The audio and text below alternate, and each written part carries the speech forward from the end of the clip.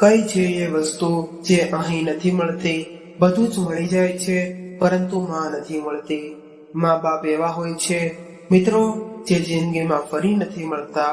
ખુશ રાખો એમને, પછી જુઓ સફળતાના દીપ ક્યાં નથી ઝળહળતા. નમસ્કાર મિત્રો, અમારી ચેનલમાં તમારું સ્વાગત છે. આપણી આજની વાર્તા છે અંતિમ ઈચ્છા. હેલો રીખવ બેટા, હું તને કેટલા દિવસોથી ફોન લગાડી રહ્યો છું, પરંતુ તું તો છે કે ફોન ઉપાડતો જ નથી. બેટા, તું જાણે છે કે તારી મમ્મીની હાલત વિશે. તેની તબિયત ઠીક નથી રહેતી. હવે તો તેની હાલત વધારે બગડવા લાગી છે. પલંગ પર પડ્યા પડ્યા તને જ યાદ કરતી રહી છે. બેટા, થોડો સમય કાઢીને મમ્મીને મળવા આવી જા. વહુ અને બાળકોને પણ લેતો આવજે. તારી મમ્મી હિંમત હારી ગઈ છે. તને મળીને એને થોડી હિંમત આવી જશે. હજુ મનોજભાઈએ પોતાની આ વાત કરી જ હતી કે રીખવે પોતાની મજબૂરીઓ અવગણવાનું શરૂ કરી દીધું.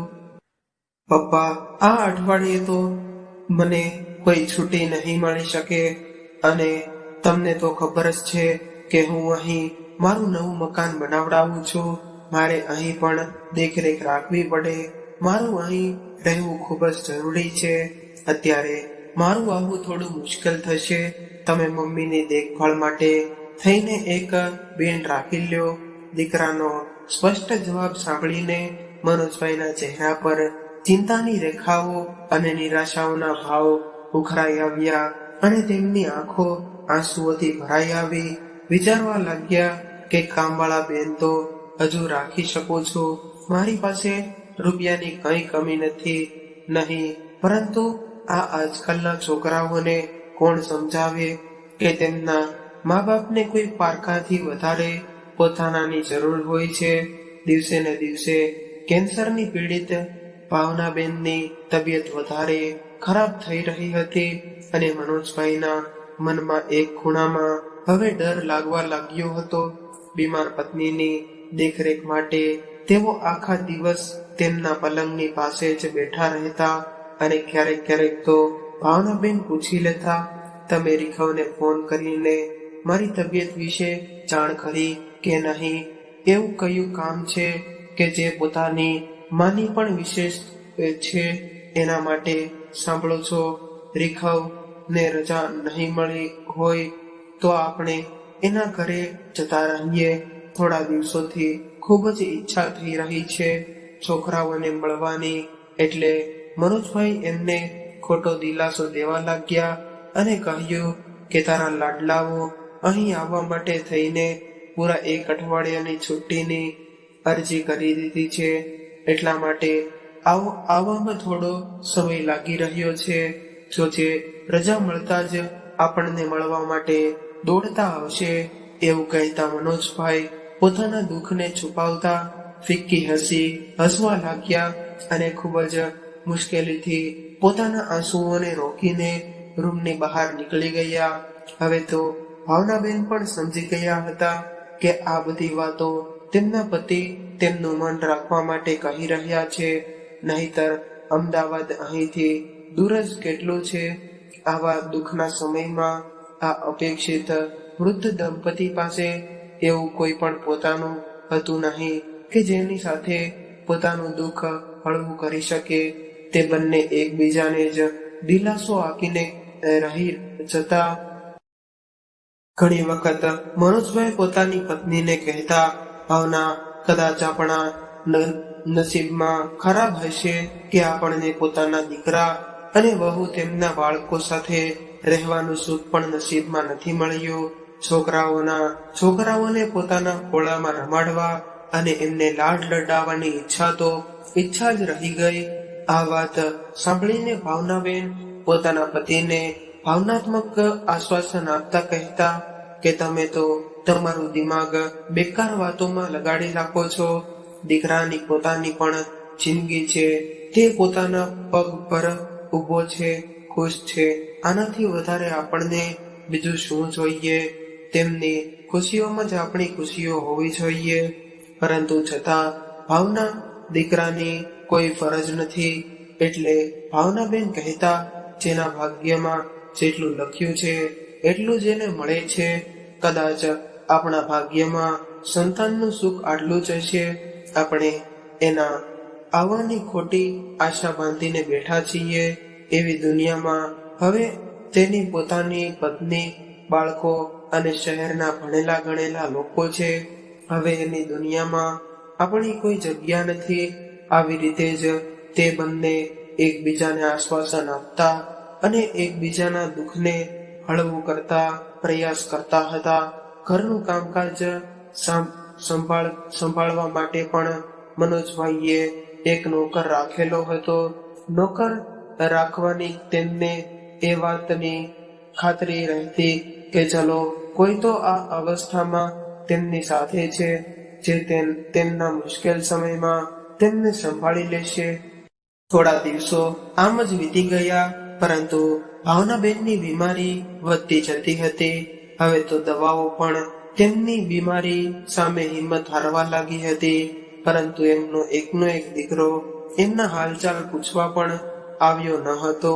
પોતાની પત્નીની ચિંતામાં ડૂબેલા મનોજભાઈએ ખૂબ જ ભારી મનથી ઈચ્છાના હોવા છતાં પણ પોતાના દીકરાને ફરીવાર ફોન કર્યો અને રૂંધાયેલા અવાજમાં તેઓ બોલ્યા, બેટા, તારી મમ્મીની હાલત હવે વધારે બગડવા લાગી છે.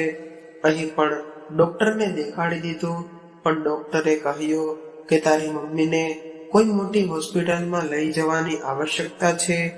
તેમણે અમદાવાદની કેન્સર સ્પેશિયાલિસ્ટ હોસ્પિટલમાં લઈ જવાની સલાહ આપી છે. હવે તેની આ હાલત મારાથી જોઈ નથી શકાતી. તું જલ્દીથી આવીને અમને લઈ જા. તારી મમ્મીને જલ્દીથી જલ્દી સારા ઈલાજની જરૂર છે. એટલે દીકરાએ જવાબ આપી દીધો કે પપ્પા, હું કોઈ કામથી મુંબઈ આવ્યો છું. તમે મમ્મીને એમ્બ્યુલન્સમાં અમદાવાદની કેન્સર હોસ્પિટલમાં લઈને જાઓ. મને હજી 2 દિવસ લાગશે પાછા અમદાવાદ આવવામાં. દીકરાના કહ્યા અનુસાર મનોજભાઈ ભાવનાબેનને એમ્બ્યુલન્સમાં અમદાવાદ લઈને આવી ગયા અને હોસ્પિટલમાં એમને એડમિટ કરાવી દીધા. ડોક્ટરોએ તરત જ ઈલાજ શરૂ કરી દીધો, પરંતુ ઈલાજની કોઈ પણ અસર નજર નહોતી આવી રહી. વીતતા દરેક પળની સાથે ભાવનાબેનની બેચેની આશા પણ થોડી હતી પરંતુ છતાં પણ મનોજભાઈને એ વાતની ખાતરી હતી કે પોતાના દીકરા, વહુ અને તેમના છોકરાઓની એક ઝલક જોવા તરસતી ભાવનાની આ ઈચ્છા તો કમસે કમ પૂરી થઈ જશે. પરંતુ મનોજભાઈનો આ વિચાર ફક્ત એક ભ્રમ માત્ર જ હતો. તેઓ હર દિવસે સૂરજ નીકળતા જ દરવાજા પર નજર રાખીને એક આશા ભરી નજર સાથે પોતાના દીકરાની રાહ જોતા. પરંતુ રોજ સાંજે તેમની આ આશા તૂટી જતી. હરેક વીતતો દિવસ હવે તેમને પોતાના દીકરાની દાનતનો અહેસાસ કરાવવા લાગ્યો. પછી એક દિવસ તેવો પણ આવ્યો કે જ્યારે ડોક્ટરોએ ભાવનાબેનના ઠીક થવાની આશાને બિલકુલ નકારી દીધી અને મનોજભાઈને સાફ શબ્દોમાં કહી દીધું કે દવાખાનાના ઈલાજથી વધારે તેમને પોતાના બાળકોને. આ સાંભળીને મનોજભાઈ અંદર સુધી ભાંગી પડ્યા અને પોતાની પત્નીનો હાથ પોતાના હાથમાં લઈને દુઃખમાં ડૂબેલા મનોજભાઈ તેમની પાસે બેઠેલા હતા. ત્યારે ભાવનાબેને કહ્યું, સાંભળો છો, મને ખબર છે કે હું થોડા દિવસોની જ મહેમાન છું. ખબર નહીં ક્યારે આ પ્રાણ નીકળી જાય. બસ મારી એક આખરી ઈચ્છા પૂરી કરી દો. મને મારા દીકરાથી મળાવી દો. મારા દીકરા અને તેના બાળકોનો ચહેરો ફક્ત એક વખત મારે જોવો છે. પોતાની પત્નીની આ વાત સાંભળીને મનોજભાઈનું હૃદય ચકનાચૂર થઈ ગયું.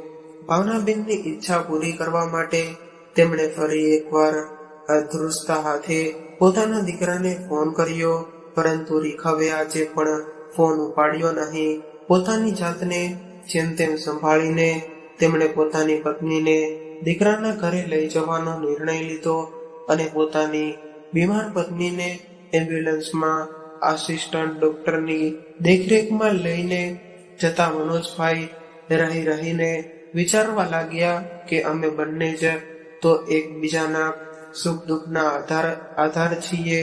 હવે તો ભાવનાને કંઈક થઈ ગયું તો આ દુનિયામાં રહેવું મારા માટે કોઈ સજાથી ઓછું નહીં હોય એવું વિચારતા તેમણે પોતાની પત્ની તરફ જોયું, પરંતુ આ શું ભાવનાબેનના શરીરમાં કોઈ હલનચલન હતી નહીં. આ જોઈને મનોજભાઈના કપાળે પરસેવો થવા લાગ્યો. સંભવિત આશંકાની ભયથી ગભરાઈને એમ્બ્યુલન્સમાં ઉપસ્થિત ડોક્ટરને જલ્દીથી ચેકઅપ કરવા માટે કહ્યું તો તેમણે મૃત ઘોષિત કરી દીધા અને પોતાના દીકરા, વહુ અને તેમના બાળકોને મળવાની અધૂરી ઈચ્છા લઈને ભાવનાબેનની આંખો સદાય માટે બંધ થઈ ગઈ. અહીં મનોજભાઈ આઘાતને કારણે પથ્થર બની ગયા હતા. ભાવનાબેનના મૃત્યુએ જાણે તેમનો પણ જીવ નીકાળી દીધો હતો અને પોતાની પત્નીના મૃત શરીરને જોઈને આંસુ વહેડાવવા સિવાય તેમની પાસે બીજો કોઈ રસ્તો હતો નહીં.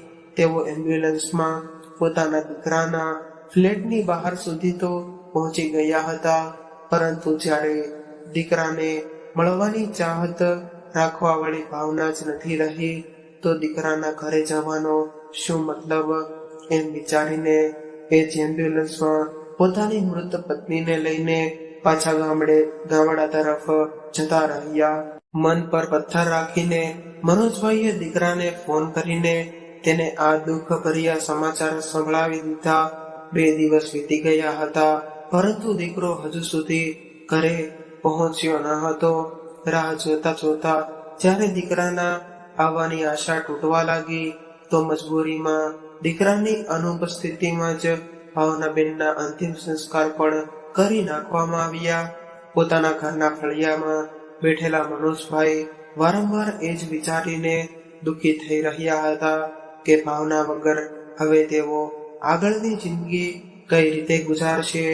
આજે એકલતા એમને ખાવા દોડી રહી હતી.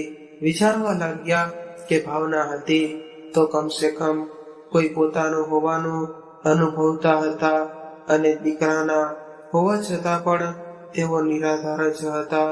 તેમના મનમાં વારંવાર આ પ્રશ્ન ઉઠી રહ્યો હતો કે જો ગળપણ આ પીડાનું નામ છે તો આ શું કામ આવે છે? શું કામ બાળકો આ ઉંમરમાં પોતાના મા બાપથી આટલી દૂરી બનાવી લે છે કે તેમને તડપવા માટે અને વૃદ્ધાવસ્થાના કષ્ટ ભોગવવા માટે એકલા મૂકી દે છે. આજે મનોજભાઈની પત્નીનું મૃત્યુ થઈને 5 દિવસ વીતી ગયા હતા, પરંતુ હજુ સુધી તેમના દીકરાઓએ આવવાનું જરૂરી નહોતું સમજ્યું.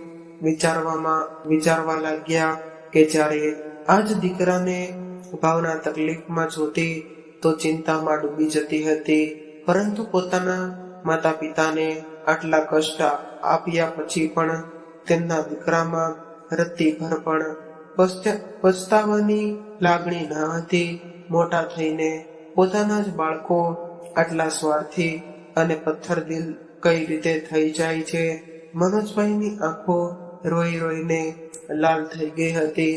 પોતાની પત્નીની આ સમયે મૃત્યુ માનો એમના આંખોના પાણીને સમાપ્ત કરવા લાગી હતી. હવે તો એવું લાગી રહ્યું હતું કે જાણે આ આંખોમાંથી લોહી વહેવા લાગશે. ભાવનાએ તો પોતાના દીકરાને જરાક પણ દુઃખ કે તકલીફનો અનુભવ પણ થવા દીધો ન હતો.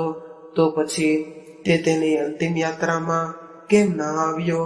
જેની એક માંગ પર ભાવના જાતના પકવાન બનાવી દેતી હતી, જેની જરાક અમથી તકલીફ માટે થઈને આસપાસના વૈદ્ય હકીમોને ભેગા કરી લેતી હતી.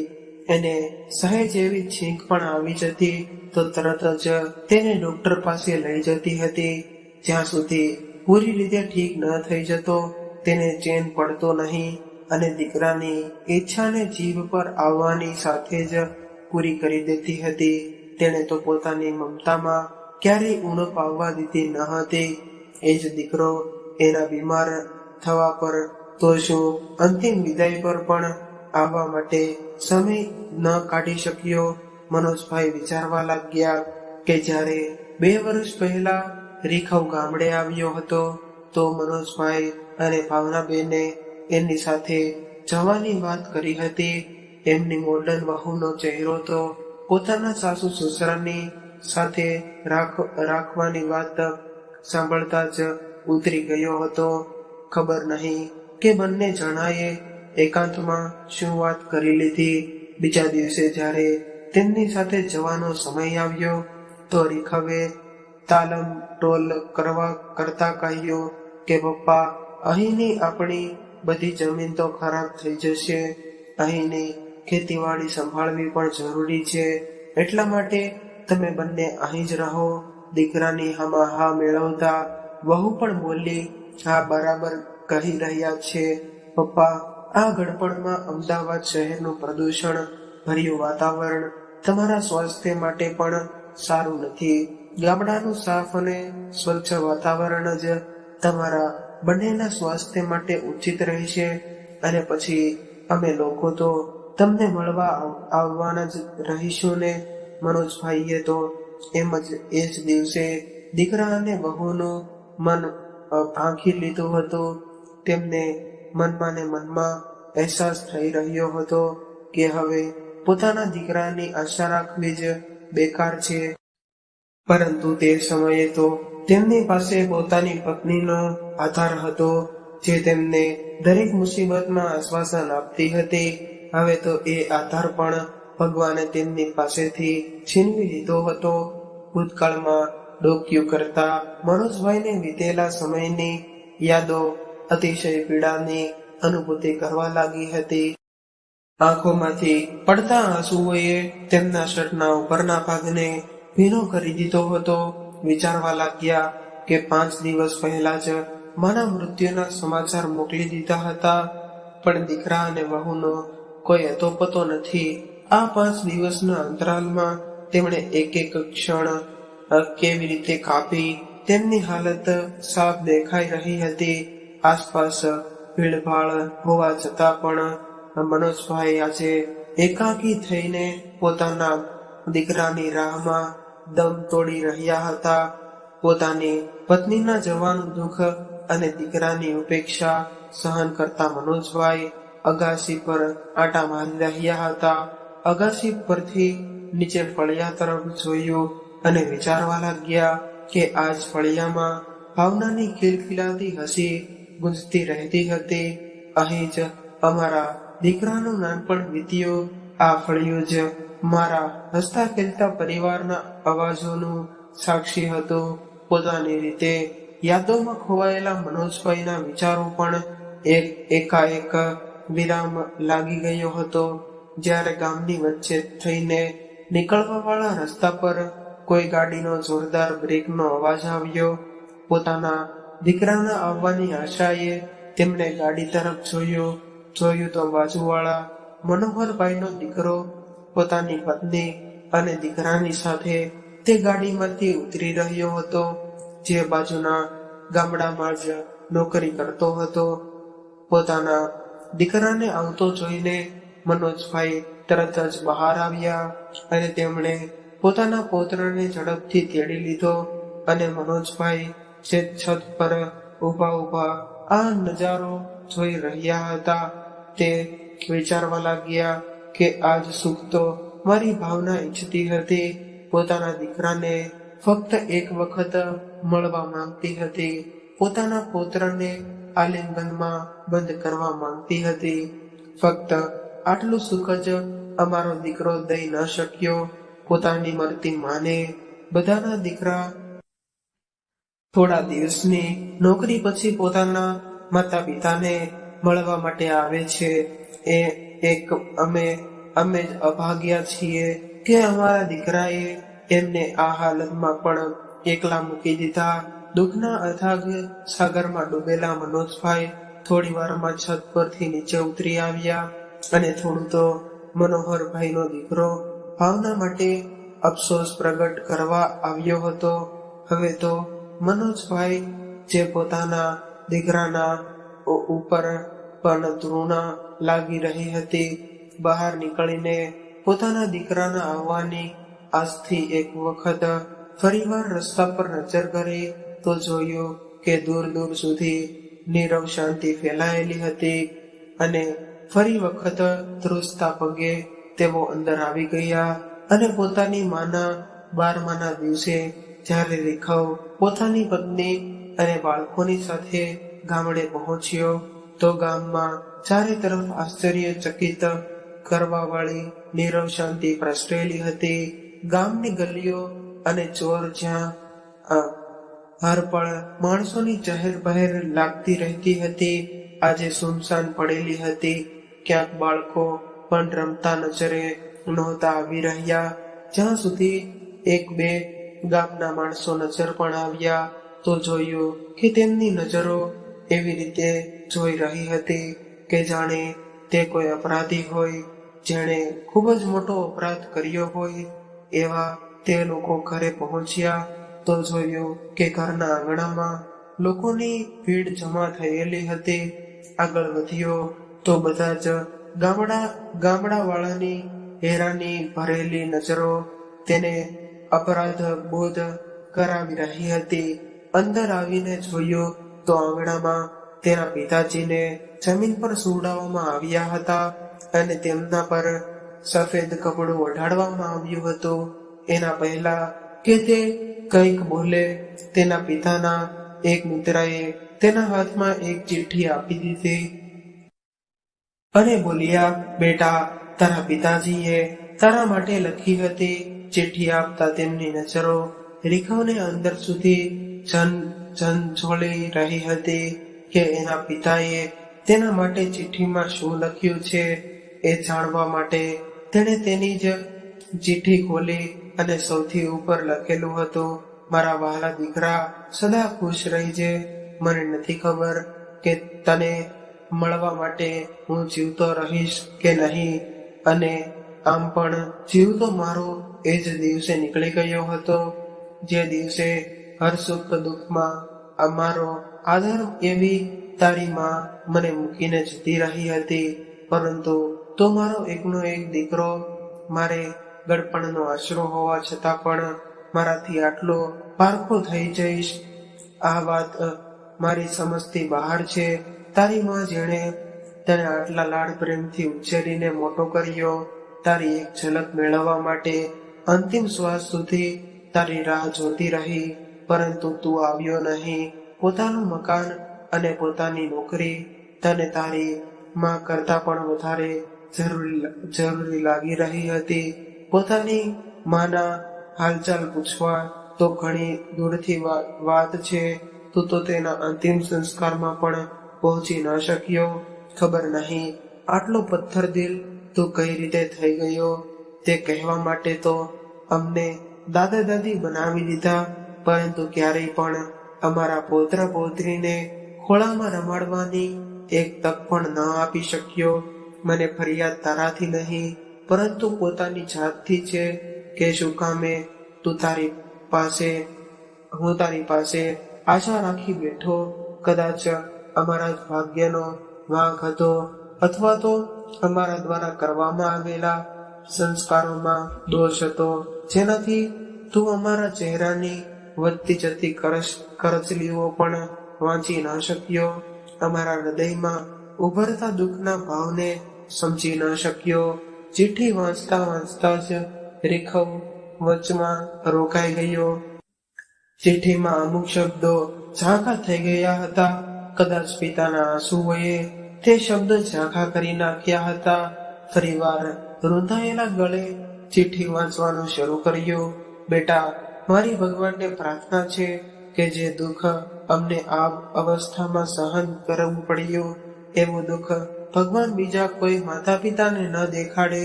પરંતુ આપણા સમાજમાં આજકાલ વૃદ્ધોની સ્થિતિને જોતા તો એ અનુભવ્યું છે કે મારા જેવા બીજા ઘણા વૃદ્ધ માતા પિતા એવા છે કે જેમને તારા જેવી સંતાનને કારણે નરક કરતા પણ વધારે ખરાબ જિંદગી જીવવી પડી રહી છે. એટલા માટે આ દુનિયા છોડીને જતા પહેલા હું એ લોકો માટે કંઈક કરીને જવા માંગુ છું. મને માફ કરજે, કેમ કે મેં મારી બધી જ જમીન અને આ મકાન વૃદ્ધાશ્રમને દાન કરી દીધું છે. પરંતુ મારી આ દિલથી ઈચ્છા છે કે જેવું તે અમારી સાથે કર્યું છે તેવું તારી સાથે ન થાય. વૃદ્ધાવસ્થા અને એકલતાની વ્યર્થા શું હોય છે એ મારાથી વધારે બીજું કોણ સમજી શકે છે. મારા જીવનના અંતિમ સમયે મેં ખૂબ જ કષ્ટો સાથે વિતાવ્યું છે. આજે હું પોતાના જીવનનો સૌથી મોટો નિર્ણય લેવા જઈ રહ્યો છું. હું તારી પાસે મારા શરીરને મૂર્ખાંગી દેવાનો અધિકાર છીનવું છું. ચિઠ્ઠી વાંચતા રીખવના હાથ અને અવાજ ધ્રુજવા લાગ્યા, છતાં પણ તેણે વાંચવાનું ચાલુ રાખ્યું. પત્રમાં આગળ લખ્યું હતું, આમ પણ અસીમ દુઃખોને સહન કરતા બળી તો હું પહેલા જ ગયો હતો. આ હાડ માંસનું શરીર તો ફક્ત દેખાવ માત્ર છે. બેટા, તું પોતાની માની અંતિમ ઈચ્છા તો પૂરી ન કરી શક્યો, પણ હું ઈચ્છું છું કે તું મારી આ ઈચ્છાઓનું સન્માન કરતા મારા મૃત શરીરને કોઈ હોસ્પિટલમાં દાન કરી દે, જેથી આ નશ્વર શરીર કોઈ જરૂરતમંદના કામ આવી જાય. બની શકે તો મને માફ કરી દેજે. ચિઠ્ઠી વાંચીને રીખવના ચહેરા પર અસીમ દુઃખના ભાવ તરવા લાગ્યા. પોતાના ઘૂંટણ પર બેસીને તેને જોર જોરથી રડવા લાગ્યો. પરંતુ હવે આ પસ્તાવા માટે ઘણું બધું મોડું થઈ ગયું હતું. બહારથી એમ્બ્યુલન્સ નો અવાજ આવ્યો અને તેમના મૃત શરીરને ઉપાડીને લઈ જવા લાગ્યા. અને એક એક કરીને બધા સગા સંબંધી અને ગામના લોકો પણ જતા રહ્યા.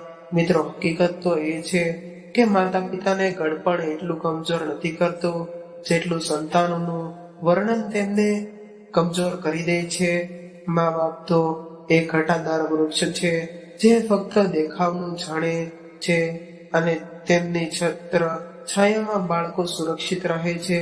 એક મા બાપ જ છે જે તમારી પ્રગતિ જોઈને ખુશ થાય છે.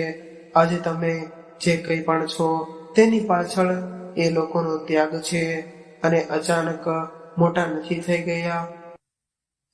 તમને મોટા કરવામાં એ પોતાનું શરીર ઘસી નાખ્યું છે અને બાપે ધૂમ તરતા તડકામાં પોતાના શરીરને તપાવ્યું છે. જે વૃક્ષે તમને નાનપણમાં પોતાનો છાંયો આપ્યો, તેના પાંદડા સુકાવા ન દેતા તેમને પણ પોતાના સ્નેહ પ્રેમ નું ખાતર જરૂર અપાવજો.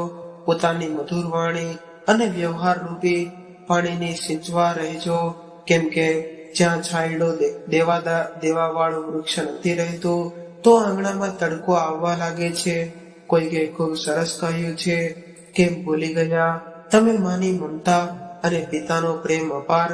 એમણે તમારા માટે જે તપ કર્યો એને યાદ તો કરો એકવાર. તો મિત્રો, આજની વાર્તા કેવી લાગી તે કોમેન્ટ કરીને જરૂરથી જણાવજો. અને જો વાર્તા ગમી હોય તો લાઈક કરીને વધુમાં વધુ શેર પણ કરજો. અને આવી જ અવનવી વાર્તા સાંભળવા માટે ચેનલને જરૂરથી સબસ્ક્રાઇબ કરજો. હર હર મહાદેવ.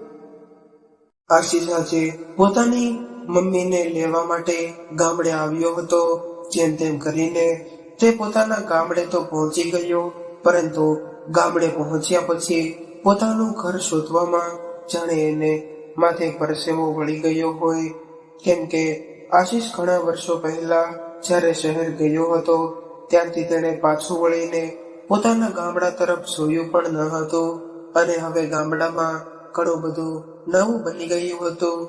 એટલા માટે એને ઘર શોધવામાં થોડી મુશ્કેલી પડી, પરંતુ ધીરે ધીરે પૂછતા તે જેમ તેમ કરીને પોતાના ઘરે પહોંચ્યો. પરંતુ તે ઘરના દરવાજાને જોઈને ચોંકી ગયો, કેમ કે ઘરના દરવાજા ઉપર તાળું લાગેલું હતું. એને આશ્ચર્ય થયું કે ઘરના દરવાજા પર આખરે તાળું કેમ લાગેલું હશે. તે સમજી નહોતો શકતો કે આખરે મમ્મી ક્યાં જતા રહ્યા. એમણે કંઈ જાણ કર્યા પણ નહીં. અને પછી આશીષે મનમાં ને મનમાં વિચાર્યું કે મમ્મી તમે જાણ તો કરતા પણ કઈ રીતે ખબર નહીં. કેટલા સમયથી તો મેં તેમની સાથે વાત પણ નહોતી કરી. હું પોતાની વ્યવસ્થાને કારણે મમ્મીને એક ફોન પણ નહોતો કરી શક્યો. હવે હું મારી મમ્મીને ક્યાં શોધું એમ વિચારતા તે ધીરેથી પાડોશીઓના ઘર તરફ આગળ વધ્યો અને એણે દરવાજો ખખડાવીને તેમણે પૂછ્યું કે મમ્મી ક્યાં છે. તેમણે કહ્યું કે આશીષ, તને ખબર નથી, તારી મમ્મી હેમલતાબેનને અહીંયાથી ગયાને 2 મહિના થઈ ગયા છે. હવે આશીષને લાગ્યું કે મમ્મી સાથે વાત કરે મને 2 મહિનાથી પણ વધારે થઈ ગયું છે. તે વિચારી રહ્યો હતો કે હું પણ કેટલો સ્વાર્થી થઈ ગયો છું કે આજ સુધી મેં પોતાની મમ્મીની કોઈ ખોજ પણ લીધી નથી અને આજે પણ શું કામ જરૂર છે એટલા માટે આવ્યો છું, નહીતર ક્યાં આવી શકવાનો હતો. વિચારતા જ આશીષ પોતાની જૂની યાદોમાં ખોવાઈ ગયો. પપ્પાના અચાનક એક્સિડન્ટ બાદ મમ્મી ઉપર જાણે દુઃખનો પહાડ તૂટી પડ્યો હતો. મમ્મીને પોતાના માતા પિતા સાથે લડાઈ ઝઘડા કરીને 12મા ધોરણ સુધી ભણાવવાનું પૂરું કર્યું હતું, જે આજે તેમના થોડાક કામ આવી ગયું એટલે પોતાની થોડીક જમીન ખેડવા માટે આપી દીધી અને પોતે ત્યાં જ એક સ્કૂલમાં શિક્ષિકાની નોકરી ચાલુ કરી દીધી હતી. પપ્પાના ગયા પછી ગામવાળાઓએ અથવા તો એમ કહી લ્યો કે પરિવાર વાળાઓએ પણ મમ્મી ઉપર કેટલો દબાવ કર્યો હતો કે મમ્મી બીજા લગ્ન કરી લે, પરંતુ મારી મમ્મીએ કોઈનું પણ સાંભળ્યું નહીં અને તેણે અમારા બંને ભાઈ બહેનના જીવનના ઘડતર માટે કેટલી સખત મહેનત કરી હતી. બિચારીએ કેટલા દુઃખ સહન કર્યા હતા, શું ન કર્યું અમારા બંને માટે. ક્યારે પણ મને અને મારી બહેનને કોઈ પણ પ્રકારની કમી મહેસૂસ થવા દીધી ન હતી. જ્યારે અમારા બંને ભાઈ બહેનનું ગામમાં ભણતર પૂરું થયું ત્યારે મમ્મીએ શહેરમાં હોસ્ટેલ રાખીને અમને આગળ ભણાવ્યા. મોટી બહેન હિનાએ પોસ્ટ ગ્રેજ્યુએશન સુધીનો અભ્યાસ કર્યો અને એના માટે એક ખૂબ જ સુખી સંપન્ન પરિવાર શોધીને ધામધૂમથી એના લગ્ન કરાવી નાખ્યા. ત્યારબાદ મમ્મી પાસે એમનો એકમાત્ર આશરો એવો હું બચ્યો હતો. બહેના તો લગ્ન થઈ ગયા હતા અને એ પોતાના ઘરમાં ખૂબ જ ખુશ પણ હતી અને જીજાજીને પણ સારી નોકરી હતી. થોડા સમય પછી તેઓ વિદેશ જતા રહ્યા એટલે દીદી હવે મળી શકી નહોતી. દીદીના લગ્ન પછી મેં એન્જિનિયરિંગનું ભણતર પૂરું કર્યું અને શહેરમાં જ એક ખૂબ જ મોટી કંપનીમાં કામ કરવા લાગ્યો હતો. કંપનીમાં કામ કરતા જ મને એક છોકરી પસંદ આવી ગઈ હતી જેનું નામ ચિત્રા હતું. પહેલા તો મારી મમ્મી સાથે એના વિશે વાત કરવાની મારી હિંમત થઈ નહીં, પરંતુ પછી જ્યારે તેમણે મારા માટે છોકરી શોધવાની વાત કરી એટલે મેં ચિત્રાનું નામ જણાવ્યું હતું કે મારા ઓફિસમાં જ કામ કરે છે, હું તેની સાથે જ લગ્ન કરવા માંગુ છું. મમ્મીએ કંઈ પણ કહ્યું નહીં અને મારી ખુશીને ધ્યાનમાં રાખતા ચિત્રા સાથે મારા લગ્ન કરાવી નાખ્યા. લગ્ન બાદ થોડા સમય સુધી અમે લોકો ગામડે જ રહ્યા અને થોડા સમય પછી હું ચિત્રાને પોતાની સાથે શહેરમાં લઈ ગયો. જ્યારે અમે ગામડેથી શહેરમાં જવાના હતા ત્યારે મમ્મી કંઈક કહે તે પહેલા જ મેં કહી દીધું હતું કે મમ્મી થોડા દિવસોની જ વાત છે, હમણાં મેં એક જ રૂમ રસોડાનું નાનકડું ઘર ભાડે રાખેલું છે, જેવું જ મોટું ઘર લઈશ તો તમને મારી સાથે શહેર લઈ જઈશ. મમ્મીએ હસતા મોઢે માથું હલાવ્યું. જેવી તારી મરજી બેટા, પરંતુ જે રીતે તેમણે પોતાનું માથું હલાવ્યું હતું તેના પરથી લાગી રહ્યું હતું કે જાણે તેમને પહેલેથી જ અભ્યાસ થઈ ગયો હતો કે હું કદાચ ક્યારેય પણ એમને પોતાની સાથે નહીં લઈ જાઉં. પપ્પાના ગયા પછી મમ્મી જ એકમાત્ર અમારો આશરો હતી અને મમ્મીએ પણ તે સમયે પોતાની જવાબદારીઓ પૂરી કરવામાં કોઈ કમી નહોતી રાખી. મમ્મીએ મારી મોટી બહેન હિનાના લગ્ન અને મારા લગ્ન ખૂબ જ ધામધૂમથી કર્યા હતા અને હું એટલો સ્વાર્થી થઈ ગયો હતો કે મેં એમને એકવાર પણ પૂછ્યું ન હતું કે મમ્મી, તમે અમારા બંનેના લગ્નમાં આટલા રૂપિયા વાપર્યા, આખરે આટલા બધા રૂપિયા ક્યાંથી આવ્યા? તમે કોઈ પાસેથી ઉધાર તો નથી લીધા ને? શું હું કંઈક મદદ કરી આપું તમારી? હું પણ બસ ચૂપ જ રહ્યો અને આશીષ મનમાં ને મનમાં વિચારતો રહ્યો હતો, પરંતુ મમ્મીએ પણ ક્યારેય મને કંઈ જણાવ્યું નહીં કે તેમની આર્થિક સ્થિતિ કેવી છે. હું પણ ચિત્રાને સાથે લઈને શહેરમાં જતો રહ્યો અને પછી પોતાની ઓફિસ અને ઘરમાં વ્યસ્ત થઈને રહી ગયો. મમ્મી વિશે તો ક્યારેય પણ મેં કંઈ પણ વિચાર્યું જ નહીં. જો કે હું મમ્મીને કહીને ગયો હતો કે જ્યારે મોટું ઘર લઈશ તો તેમને જરૂર સાથે લઈ જઈશ. આજ બધી ઉથલ પુથલ આજે આશીષના દિમાગમાં ચાલી રહી હતી અને આ બધું વિચારી જ રહ્યો હતો કે પોતાના પાડોશી કાકાનો અચાનક અવાજ આવ્યો. અવાજની તેમને વિચાર ભંગ થયા અને તે પોતાની જૂની યાદોમાંથી બહાર નીકળ્યો. કાકાએ તેને કહ્યું કે આશીષ બેટા, આખરે ક્યાં વિચારોમાં ડૂબી ગયો હતો? શું તને તારી મમ્મીએ જાણ નથી કરી? એટલે આશીષે કહ્યું કે કાકા, મમ્મીએ તો મને કંઈ નથી જણાવ્યું, તમે જ કહી દો. ત્યારે કાકાએ જણાવ્યું કે બેટા, હકીકતમાં તારા ગયા પછી હેમલતાબેન કંઈક અસ્વસ્થ રહેવા લાગ્યા હતા અને પછી તું તો જાણે જ છે કે બધા હાલત તારી સામે જ હતા કે કઈ રીતે તેમણે તને અને તારી બહેન હિનાને ભણાવી ગણાવીને મોટા કર્યા અને પોતે કેટલા કષ્ટ વેઠ્યા. તમારા લગ્ન પછી થોડો કરજો થઈ ગયો હતો. તારી મમ્મીએ તને એટલા માટે કહ્યું નહીં કે તું ચિંતા કરીશ અથવા તો આના વિશે વિચારતો રહીશ. અરે બેટા, તું પણ કહીને ગયો હતો ને કે જ્યારે તું શહેરમાં મોટું ઘર લઈશ ત્યારે પોતાની મમ્મીને સાથે લઈ જઈશ, પરંતુ તું તો શહેર જઈને જાણે પોતાની મમ્મીને ભૂલી જ ગયો હશે. નસીબની વાત છે બેટા, સંતાન ક્યારેય કોઈની ભલી થઈ છે. કાકાએ મારા મોઢા પર જ કંઈ ના કહેતા પણ મને ઘણું બધું સંભળાવી લીધું હતું. કાકા દ્વારા જ મને ખબર પડી કે મમ્મીએ જ્યારે પોતાની ઉપર વધારે કરજો દેખાવા લાગ્યો તો તેમણે પોતાનું વોલેન્ટરી રિટાયરમેન્ટ લઈ લીધું હતું અને એના દ્વારા જે પણ રૂપિયા આવ્યા હતા તેનાથી પોતાનો બધો જ કરજો ચૂકતે કરી દીધો હતો અને વધેલા રૂપિયા બેંકમાં રાખી દીધા હતા. વધેલા રૂપિયાથી ઘરનો ખર્ચો ક્યાં સુધી ચાલવાનો હતો? તેમણે પોતાના ઘરનો ખર્ચો ચલાવવા માટે કંઈક ને કંઈક તો કરવું જ પડત.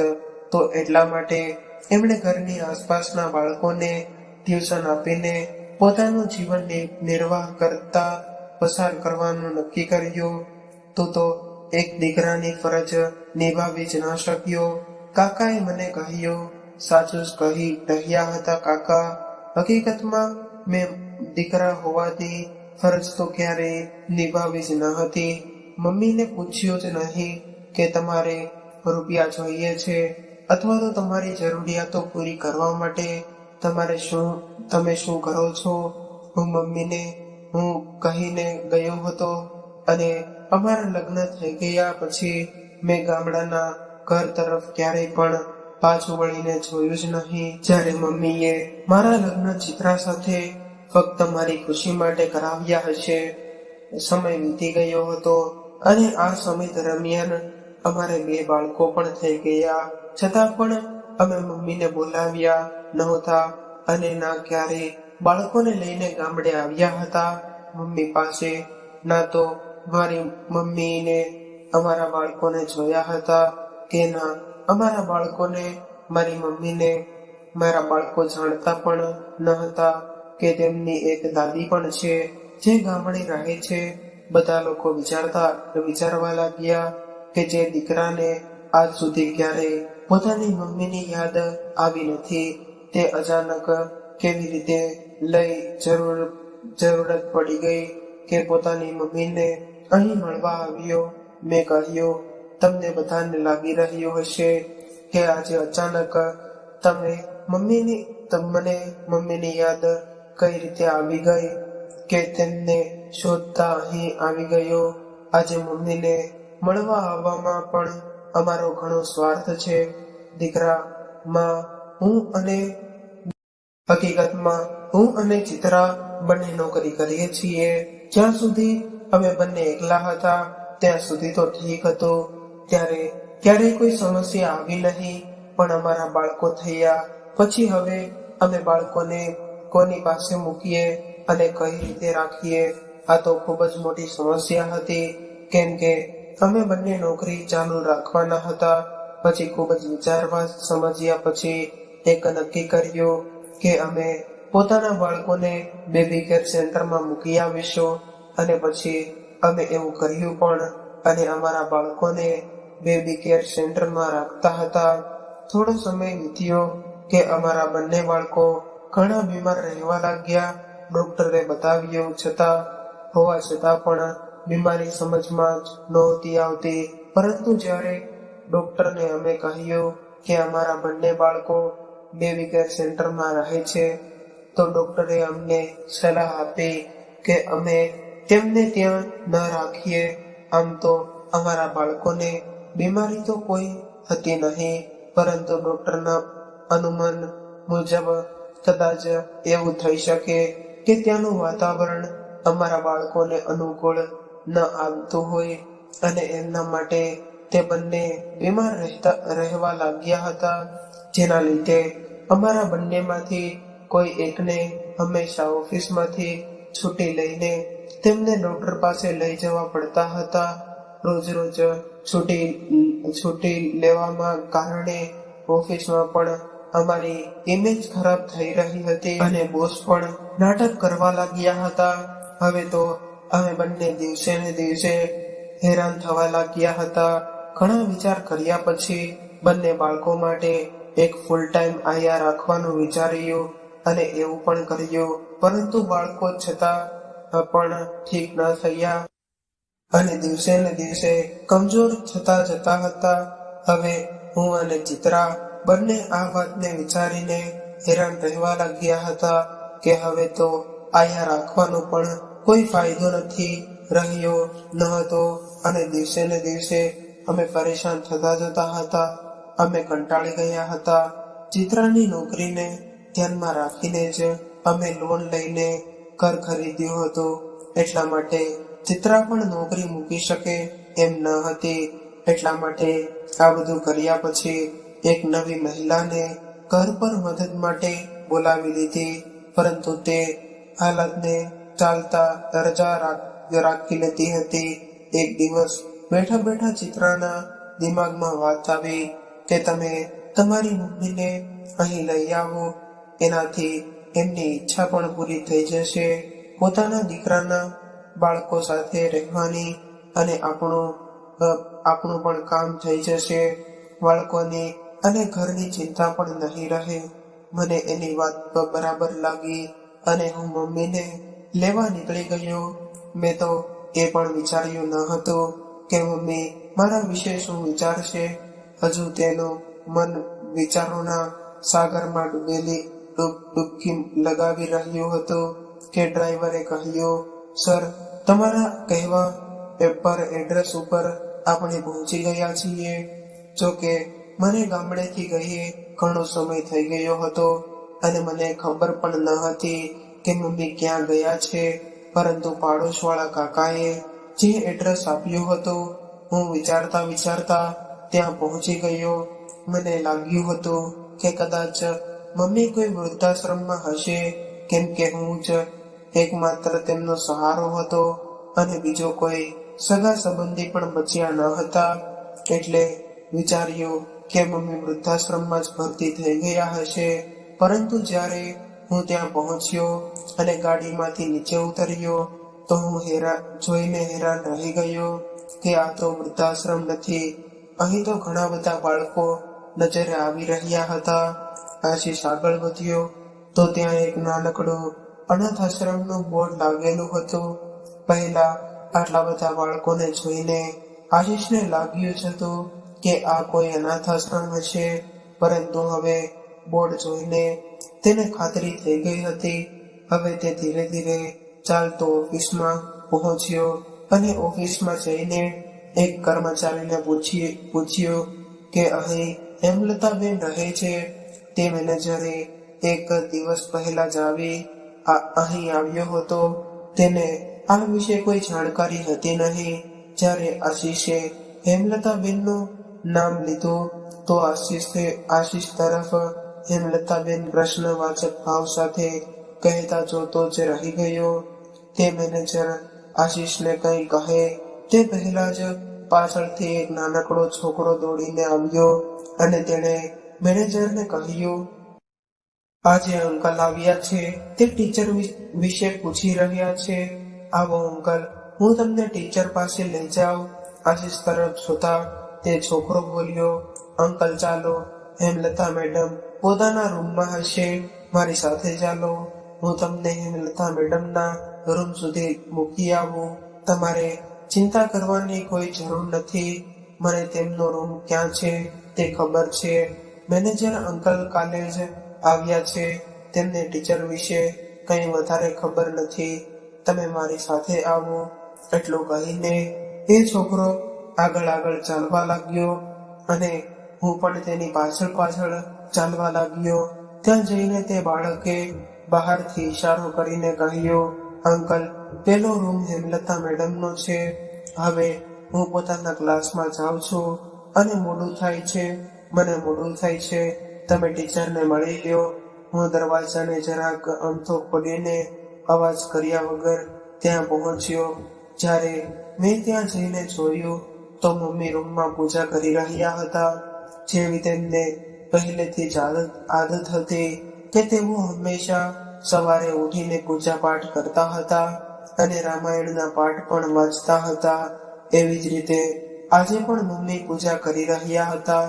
જ્યારે હું રૂમમાં પહોંચ્યો તો મમ્મી પોતાના રૂમમાં રામાયણના પાઠ વાંચી રહ્યા હતા. હું ધીરેથી બોલ્યો, મમ્મી, મારો અવાજ સાંભળ્યો. એટલે મમ્મીએ માથું ઊંચું કરીને મારી તરફ જોયું અને બોલ્યા, અરે આશીષ બેટા, તું ક્યારે આવ્યો? ઘરમાં બધું બરાબર તો છે ને? ચિત્રા અને બાળકો કેમ છે? તે સાથે નથી આવ્યા? આશીષે કહ્યું, બધા બરાબર છે મમ્મી. તમે કેમ છો? અહીં ક્યારે આવ્યા? અમને જણાવ્યું પણ નહીં. તમારા દીકરાથી નારાજ છો ને તમે? મેં તમારી સાર સંભાળ લીધી નહીં.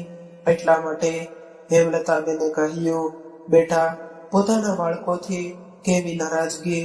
હું તો ફક્ત મારા પતિની જવાબદારી હતી.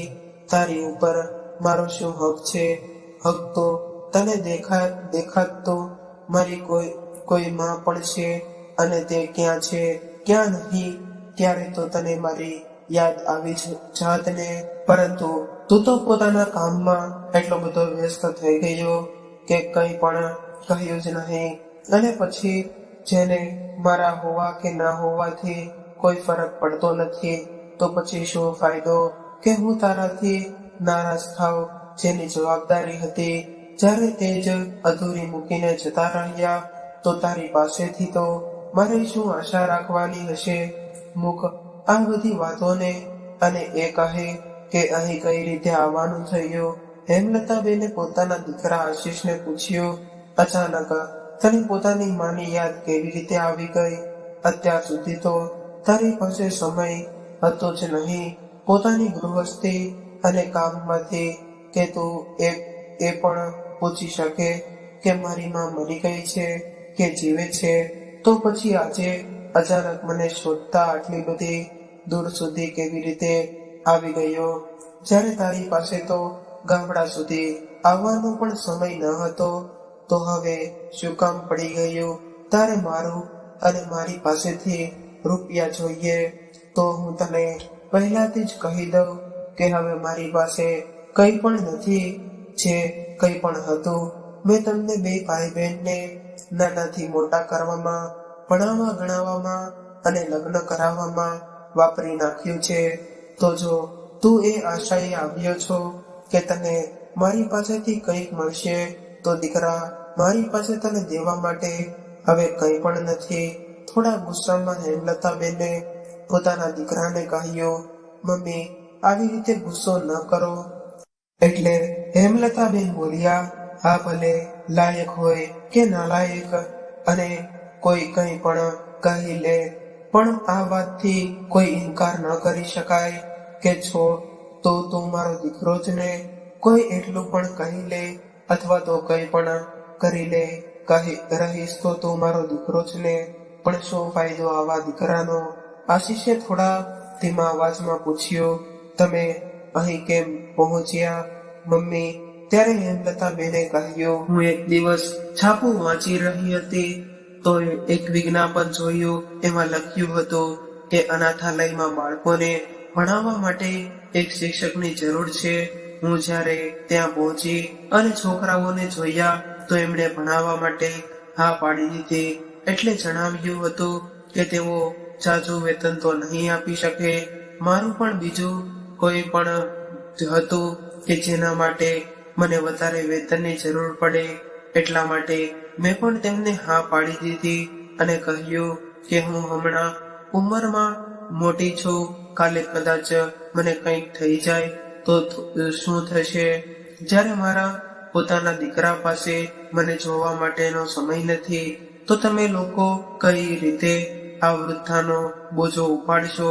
ત્યારે તેમણે કહ્યું હતું કે માતાજી, અમે તમારી દેખભાળ રાખીશું, તમને રહેવા માટે રૂમ આપીશું. આજથી તમે અમારી રહેવા માટે જવાબદારી છો.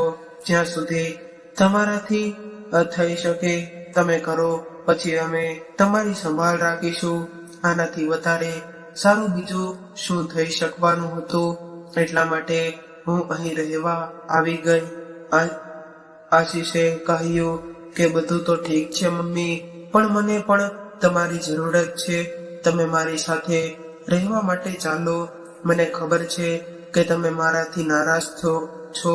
જાણે અજાણે મેં તમને ઘણું બધું દુઃખ આપ્યું કે હું એ પણ સારી રીતે જાણું છું કે મારા માટે તમે શું મહેસૂસ કરી રહ્યા છો.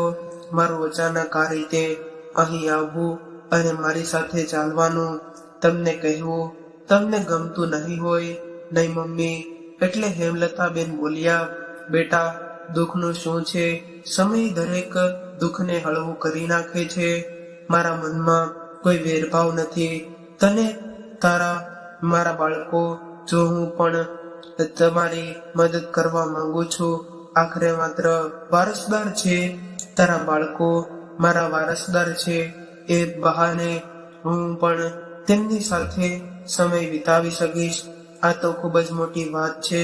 તો પછી તારી સાથે આવવા માટે મનાઈ શું કામ કરું બેટા?